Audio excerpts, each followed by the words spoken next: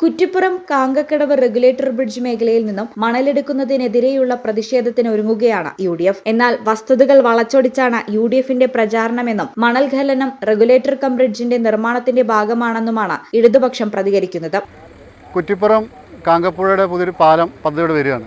ഈ പ്രദേശത്ത് 2 കിലോമീറ്റർ ചുറ്റളവിൽ 3 മീറ്റർ ആഴത്തിൽ ഒരു സ്വകാര്യ കമ്പനിക്ക് മണലെടുക്കാൻ അനുമതി കൊടുത്തതായിട്ട് അറിയാൻ കഴിഞ്ഞു. എന്ത് പഠനത്തിൻ്റെ അടിസ്ഥാനത്തിലാണ് സർക്കാർ ഇത്തരത്തിൽ രഹസ്യാത്മകമായിട്ട് ഒരു പദ്ധതിക്ക് അനുമതി കൊടുത്തിട്ടുള്ളത്? ഇതിനെപ്പറ്റി ശാസ്ത്രീയമായി പഠിച്ചിട്ടുണ്ടോ? യാതൊരു കാര്യവും ഈ പരിസരവാസികൾക്കോ ജനങ്ങൾക്കോ അറിയില്ല. ഇവിടെ അങ്ങനെ പ്രത്യക്ഷത്തിലൊരു പഠനം നടത്തിയതായിട്ട് അറിയില്ല. തികച്ചും യന്ത്രവൽകൃത ഉപയോഗിച്ച് ഇത്തരത്തിലുള്ള മണൽ എടുപ്പ് ഈ പ്രദേശത്ത് എല്ലാവരും ആശങ്കയിലാണ്. ഇതിനെതിരെ ഒരു ശക്തമായ ഒരു പ്രതിരോധം ഉയർന്നു വരേണ്ടതുണ്ട്. അതിനു വേണ്ടിയിട്ടാണ് കോൺഗ്രസ് കമ്മിറ്റി ഇത്തരത്തിൽ ഒരു പ്രതിഷേധം സംഘടിപ്പിച്ചിട്ടുള്ളത്. നിർമ്മാണത്തിലിരിക്കുന്ന കാങ്കക്കടവ് റെഗുലേറ്റർ കം ബ്രിഡ്ജിന്റെ ഭാഗമായുള്ള പുഴയോരത്ത് നിന്നും മണൽ കടത്തുന്നതിനെതിരെ UDF മുന്നോട്ട് വയ്ക്കുന്ന വാദഗതികളാണ് ഇതെല്ലാം. എന്നാൽ ഇത് പൂർണ്ണമായും ശരിയല്ലെന്നാണ് ഇടതുപക്ഷത്തിന്റെ പ്രതികരണം. നിർദ്ദിഷ്ട റെഗുലേറ്ററിന്റെ 1 കിലോമീറ്റർ ദൂരം കിഴക്കുഭാഗത്തും 1/2 കിലോമീറ്റർ ദൂരം പടിഞ്ഞാറ് ഭാഗത്തുമാണ് മണലെടുക്കാനുള്ള നിർദ്ദേശം. 1.5 മുതൽ 2 മീറ്റർ വരെ ഉയരത്തിലും 404 മീറ്റർ വീതിയിലും അടിഞ്ഞുകൂടിയ മണലാണ് നീക്കം ചെയ്യുന്നത്. ഇത് റെഗുലേറ്ററിൽ വെള്ളം സംഭരിക്കുന്നതിന് അനിവാര്യമാണ്. റെഗുലേറ്ററിൽ വെള്ളം സംഭരിക്കുമ്പോൾ പ്രദേശത്ത് എങ്ങനെ ജലക്ഷാമം ഉണ്ടാകുമെന്നും ഇവർ ചോദിക്കുന്നു. പക്ഷെ മണലെടുക്കലിനെതിരായി എന്ന് പറഞ്ഞുകൊണ്ട് ചില രാഷ്ട്രീയ പാർട്ടികളുടെ അഭിപ്രായങ്ങൾ വന്നല്ലോ. അതവർക്ക് അറിയാത്തതുകൊണ്ടല്ല, അവർക്കറിയാം.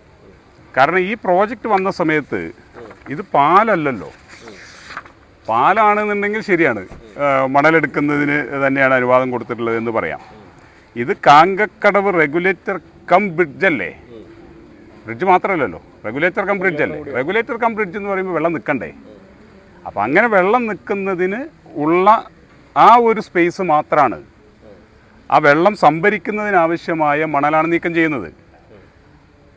അത് നേരത്തെ ഈ റെഗുലേറ്റർ കം ബ്രിഡ്ജിന് സ്വാഗതം ചെയ്യുന്ന സമയത്ത് അന്ന് ഇവർക്ക് അറിയില്ലേ റെഗുലേറ്റർ കം ബ്രിഡ്ജിൽ വെള്ളം നിൽക്കണം എന്നുണ്ടെന്നുണ്ടെങ്കിൽ അതിനുള്ളൊരു സ്പേസ് ഉണ്ടാക്കണം എന്നുള്ളത്?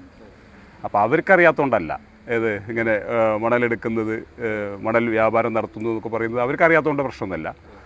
അത് രാഷ്ട്രീയമായ വിരോധം.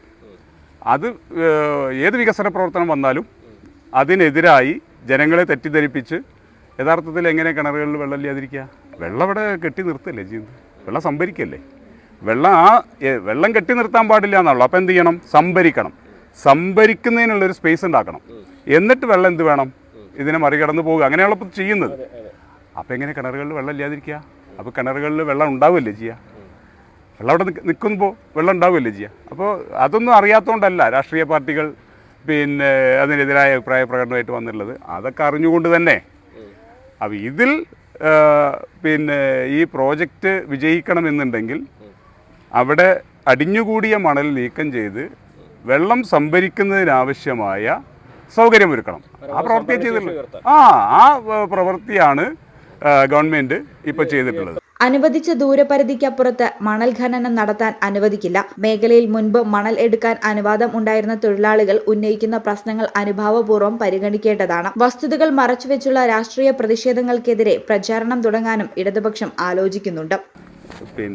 പത്രങ്ങളിലൊക്കെ ഞാൻ കണ്ടു, ഇതിൽ ഗവൺമെന്റ് പറഞ്ഞിട്ടുള്ളത് ഇതിൻ്റെ ഒരു ഭാഗത്തേക്ക് ഡൗൺ സ്ട്രീമിൽ 1/2 കിലോമീറ്ററും അപ്സ്ട്രീമിൽ 1 കിലോമീറ്ററും നീളത്തിലാണ് എടുക്കാനുള്ള അനുവാദം കൊടുത്തിട്ടുള്ളത്.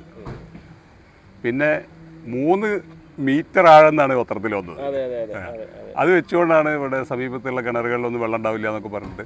ഈ വർഷം അവസാനത്തോടെ പ്രവർത്തനം തുടങ്ങാൻ കഴിയുന്ന തരത്തിലാണ് കാങ്കക്കടവ് റെഗുലേറ്റർ കം ബ്രിഡ്ജിന്റെ നിർമ്മാണം പുരോഗമിക്കുന്നത്. സർക്കാർ നിർദ്ദേശപ്രകാരമുള്ള മണലെടുപ്പ് റെഗുലേറ്ററിന്റെ നിർമ്മാണം അവസാന ഘട്ടത്തിലേക്ക് എത്തുമ്പോഴേക്കും തുടങ്ങുമെന്നാണ് സൂചന. ഈ ചാനൽ കുറ്റിപ്പുറം. ഓഫീസ് സമയം കഴിഞ്ഞാലും അവധി ദിനമാണെങ്കിലും പണത്തിന് ആവശ്യമെങ്കിൽ മൊബൈൽ ആപ്പ് വഴി ഉടനടി അക്കൗണ്ടിലെത്തും. അതാണ് KSFE smart gold over draft. ഏത് ശാഖയിലും സ്വർണം വയ്ക്കൂ. മൊബൈൽ ആപ്പ് വഴി എപ്പോഴും എവിടെ വെച്ചും പണം പിൻവലിക്കൂ. പരമാവധി 50 ലക്ഷം രൂപ വരെ. അതിവേഗ പ്രോസസിംഗ്. 24/7 സേവനം. ഇനി ആവശ്യങ്ങൾക്ക് അവധി കൊടുക്കേണ്ട, സമയവും നോക്കേണ്ട. KSFE smart gold over draft. Digitally super charge your gold.